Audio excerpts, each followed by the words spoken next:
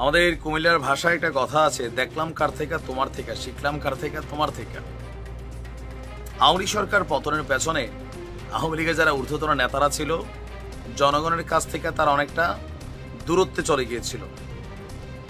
ভারতের যেমন আমেরিকা এক ধরনের দায়িত্ব দিয়ে রাখছে বাংলাদেশের, আওয়ামী লীগ সরকারও স্থানীয় কিছু মানুষের উপর, নেতাদের উপর, হাইব্রিডদের উপর, দলীয় নেতা কর্মীদের দায়িত্ব দিয়ে রাখছিল। যার কারণে হয়েছে কি, যারা অরিজিনাল পলিটিশিয়ান তারা দলটা থেকে বিচ্ছিন্ন হয়ে গেছিল, আর চাটুকার হাইব্রিড লুটেরা এরা সেখানে ভর করছে। আর এদের মধ্যে এই সার্জিসদের মতন অনেকেই ছাত্রলীগে অনুপ্রবেশ করেছে, আবার অনেক জামাতের নেতারা আওয়ামী লীগে ঢুকে গেছে, বিএনপির নেতারা আওয়ামী লীগে ঢুকে গেছে।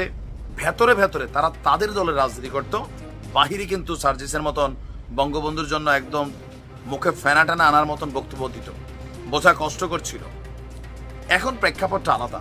বাংলাদেশে আওয়ামী লীগের অস্তিত্বটা, দৃশ্য তো আপনি দেখছেন না, কিন্তু আওয়ামী লীগ কি চুপ করে আছে? নও।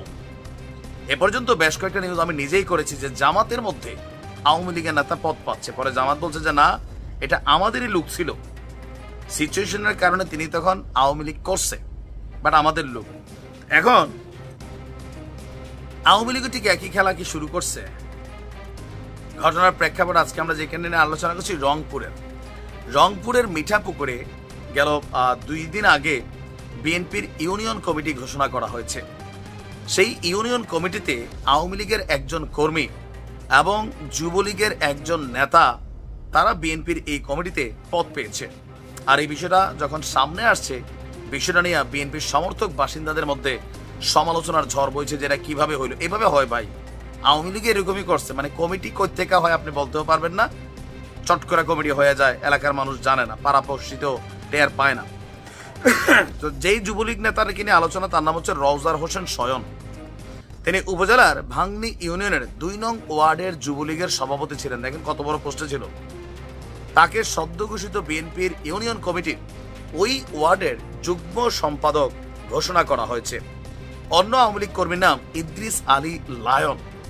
তার বিরুদ্ধে বিগত সংসদ এবং স্থানীয় নির্বাচনে ভাংনি ইউনিয়ন আওয়ামী লীগের সেক্রেটারি কামরুল হাসানের নেতৃত্বাধীন ভোট ডাকাতি গ্রুপের হয়ে কাজ করার অভিযোগ আছে। ইদ্রিসকে ওই ওয়ার্ড বিএনপির সাধারণ সম্পাদক করা হয়েছে। অভিযোগ বলছে যে উপজেলার ভাংনি ইউনিয়নের বিএনপির 2 নং ওয়ার্ড কমিটি গঠিত হয় গত 15 ফেব্রুয়ারি। তৎকালীন বিএনপির ভাংনি ইউনিয়নের আহ্বায়ক মাহবুল আলম এবং সদস্য সচিব আব্দুল হামিদ তাদের স্বাক্ষরিত সংবাদ বিজ্ঞপ্তির মাধ্যমে রওজার হোসেন শয়নকে যুগ্ম সম্পাদক এবং ইদ্রিস আলী লায়নকে 2 নং ওয়ার্ড বিএনপির সাধারণ সম্পাদক করা হয়েছে। আর পেছনে কি, মোটা অঙ্কের অর্থের বিনিময়ে এই কমিটি তৈরি করা হয়েছে। এই একই খেলা আওয়ামী লীগের সময় অন্যরা খেলছে, অনুপ্রবেশকারীরা ছিল। এখন কেন আওয়ামী লীগকে নেওয়া হচ্ছে, অনেক জায়গায় জায়না শুনে নেওয়া হচ্ছে লোকাল মাঠে নিজেদের পেশি শক্তিকে বৃদ্ধি করা।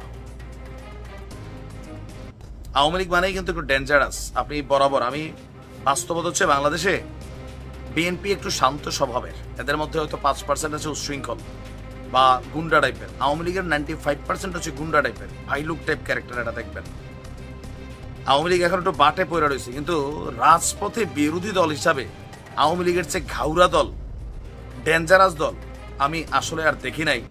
এবারের সিচুয়েশনটা আলাদা।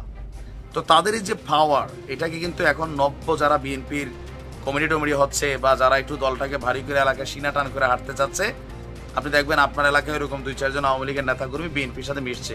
আমার এলাকায় আছে, আমি দেখছি। এখন এটা কেন? লোকালি প্রভাব বিস্তার করতে। আর এতে কি হয়, দিন শেষে আওয়ামী লীগের যে পরিণতি হয়েছে বিএনপির ঠিক একই পরিণতি হবে। এখন এই যে মিশে যাও বিএনপির মধ্যে, জামাতের মধ্যে, এই নির্দেশনা আসলে কে দিছে? শেখ হাসিনা নতুন প্ল্যান করছেন বিভিন্নভাবে।